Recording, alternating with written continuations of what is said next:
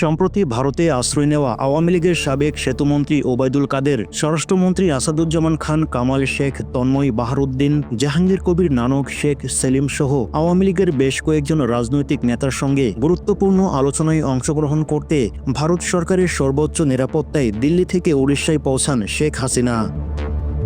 দেশত্যাগের পর তাদের সঙ্গে এই প্রথম বৈঠকে বসতে যাচ্ছে শীর্ষক শিরোনামে একটি ভিডিও সামাজিক যোগাযোগ মাধ্যমে ছড়িয়ে পড়ে।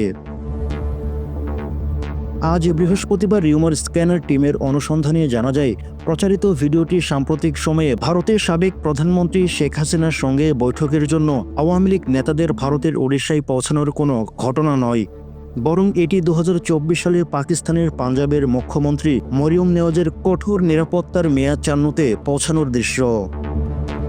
এ বিষয়ে অনুসন্ধানের শুরুতে কিফ্রেমের রিভার্স ইমেজ সার্চের মাধ্যমে পাকিস্তানি গণমাধ্যম সান নিউজ এইচডি এর ইউটিউব চ্যানেলে 2024 সালের 13 আগস্ট এক্সক্লুসিভ শীর্ষক শিরোনামে প্রকাশিত একটি ভিডিও খুঁজে পাওয়া যায়। ওই ভিডিওর সঙ্গে আলোচিত দাবিটি প্রচারিত ভিডিওর কোনো মিল নেই।